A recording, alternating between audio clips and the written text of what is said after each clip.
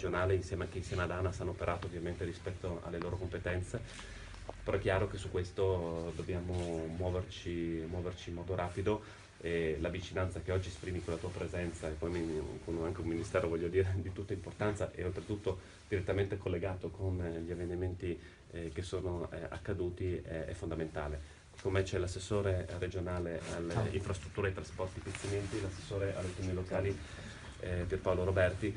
Ci stiamo muovendo come regione, abbiamo noi stanziato con un'aggiunta straordinaria di 10 milioni di euro per i primi interventi. Ovviamente capiamo che sono una cosa irrisoria rispetto al montare dei danni, però è quello che abbiamo racimolato in poche ore per cercare di permettere di lavorare alla protezione civile.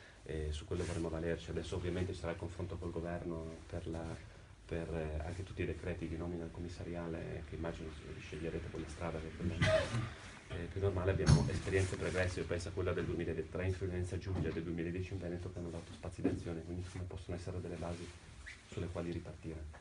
Bene, io ringrazio te, ovviamente penso che la collaborazione che possiamo creare sin da oggi e come ti ha confermato anche il Presidente del Consiglio Conte, tra tutti i livelli istituzionali, statale, regionale e quello locale, direttamente comunale, sia la strada in assoluto migliore. Stiamo lavorando e un Vice Ministro proprio stamattina in Parlamento all'economia ha risposto in aula parlando proprio dell'inserimento già in manovra di bilancio dei primi stanziamenti per gli interventi contro il dissesto idrogeologico, perché lei ha detto chiaramente possiamo fare tutti gli interventi ma quelli d'emergenza non sono più sufficienti, dobbiamo fare quelli in prevenzione. Penso che quello sia la strada principale, quindi manutenzione, messa in sicurezza dei nostri territori e delle nostre infrastrutture esistenti sia quello il cuore principale dell'azione di governo dei prossimi mesi, e la possiamo fare grazie alle segnalazioni che ci farete voi e le sinergie tra i sistemi ANAS e tutti i vari sistemi anche concessionari locali che ci sono nei vostri territori particolarmente.